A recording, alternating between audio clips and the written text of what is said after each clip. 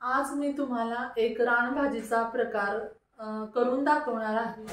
तर हल्लीच्या जीवनशैलीमध्ये कुठेतरी रानभाज्या, हेल्दी भाज्या कुठेतरी विसरत चाललेल्या आहेत आणि त्याचं स्थान जे आहे ते पिझ्झा, बर्गर, टोस्ट, वडापाव याने घेतलेलं आहे। हल्लीची मुलांना ह्या माहित सुद्धा नसतील की भाज्यांचे प्रकार आहेत। तर रानभाजी म्हणजे नेमकं काय? तर रानभाजी म्हणजे कोणतंही कीटकनाशक किंवा कोणतंही बीज रोपण न करता मान्सूनमध्ये ज्या खडकामध्ये, डोंगरामध्ये, शेतामध्ये ज्या भाज्या येतात त्याला रानभाज्या असं म्हटलं जातं। तर याच्यावरती कीटकनाशक नाही ही संकल्पनाच किती छान आहे। कारण हल्ली तुम्ही बघताय आपलं साधं घरात आपण छोटंसं रोप जरी लावलं तरी त्याला खत घालावं लागतं, तेव्हा ते व्यवस्थित आपल्या घरामध्ये येतं।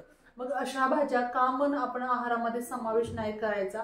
बहुगुणी औषध गुणी असणाऱ्या या भाज्यांचा आपल्या आहारामध्ये पुरेपूर समावेश करावा। आणि आजची जी भाजी आहे ती कटोला ही भाजी फक्त मान्सूनमध्ये 2च महिने येते।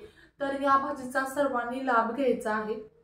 ही भाजी कशी दिसते ती मी तुम्हाला दाखवते। तर ही अशी थोडीशी काटेरी आणि अशी गोल अशी ही कटोला भाजी असते। तर या भाजीचा प्रकार जो आहे तो कारलं या गटामध्ये मोडतो, पण कारलं कडू असतं, पण ही कटोला जे आहे ते कडू नसतं, थोडीशी हटके टेस्ट असते आणि औषध गुणधर्म, मिनरल्स आणि विटॅमिनचा भरपूर खजाना असणारा हे कटोला आपण आज करणार आहोत। तर हा कटोला जो आहे तो रानभाजी आहे, हेल्दी आहे, तर कमी मसाल्यामध्ये, कमी तेलामध्ये, लोहच्या तव्यामध्ये आपण आज करणार आहोत। तर चला माझ्या किचनकडे जाऊया। इथे मी एक बाउल घेतलाय। या बाउलमध्ये आपण हे कटोली ठेवूया। आता आपण यामध्ये थोडंसं मीठ आणि पाणी,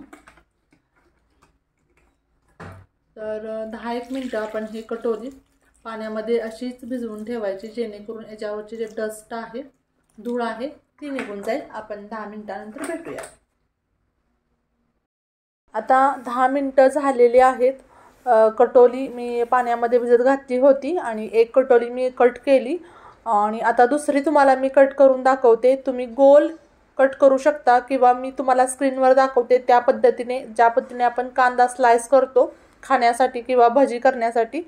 तर याच्यात ज्या बिया आहेत त्या काढायच्या नाहीत, कारण बिया सुद्धा खूप त्यामध्ये पोषक घटक आहेत आणि मुळात हा कटोली जो आहे तो कवळा आहे। तर स्क्रीनवर दिसतं या पद्धतीने मी सर्व कटोली बारीक करून घेते। तर मी रेसिपी सांगत तुम्हाला त्याचं महत्त्व सुद्धा सांगणार आहे।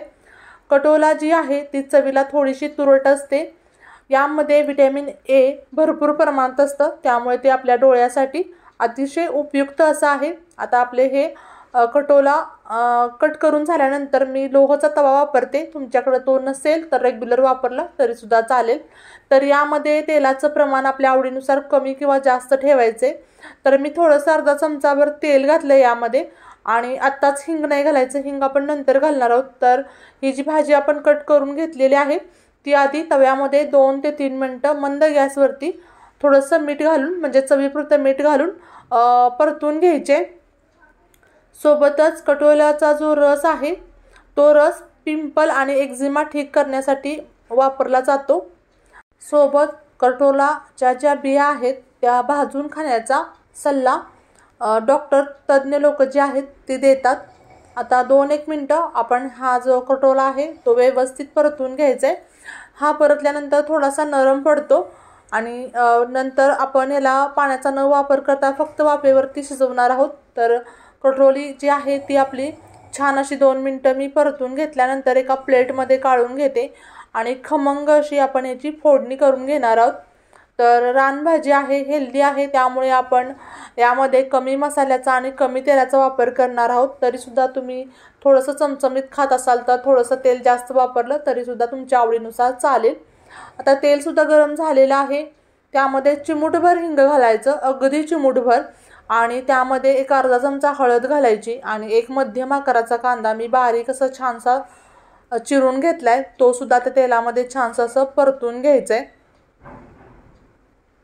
तर कांदा पूर्ण असा रेड करायचा नाही, कांद्यातला जो कच्चापणा आहे तो निघून गेला पाहिजे फक्त. सोबतच आयुर्वेदामध्ये या भाजीचा वापर संस्थेच्या रोगावर उपचार म्हणून केला जातो. या भाजीमध्ये कॅलरीज कमी आहेत, त्यामुळे वेट लॉसवाली मनसोक्त ही भाजी पोटभर खाऊ शकतात.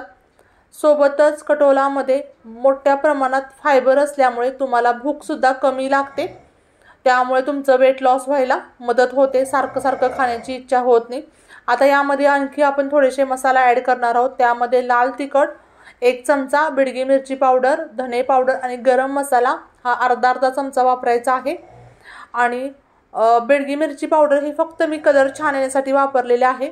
आणि जो कांदा लसूण मसाला असतो तो मी 1 चमचा वापरलेला आहे.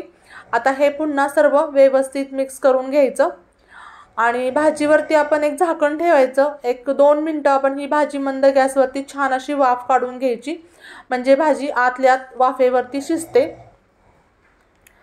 सोबतच ही भाजी खाल्ल्याने बद्धकोष्ठीचा ज्यांना त्रास आहे, पोटाचा ज्यांना त्रास आहे, त्यांचा त्राससुद्धा हा कमी होतो. 2-2 मिनिटांनी ही भाजी हलवत राहायची आहे, जेणेकरून आपली भाजी खाली करपू नये. आता ही आपली भाजी सर्व व्यवस्थित मिक्स करून घ्यायचं. त्यानंतर आणखी 1 मिनिटभर मी त्याच्यावरती झाकण ठेवून ही भाजी शिजवून देणार आहे. 1 मिनिटभरानंतर आपण चेक करूयात. वाव, मस्त अशी आपली भाजी तयार झालेली आहे. आता ह्याच्यावरती आपण थोडीशी कोथिंबीर भुरभुरणार आहोत. मी आधी सर्व भाजी व्यवस्थित मिक्स करून घेते. आता ही भाजी शिजली का नाही तुम्हाला मी दाखवते.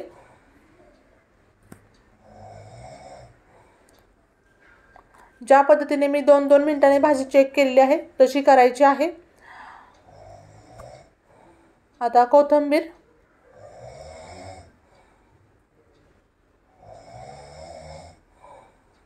पुन्हा एकदा मी मिक्स करून घेते.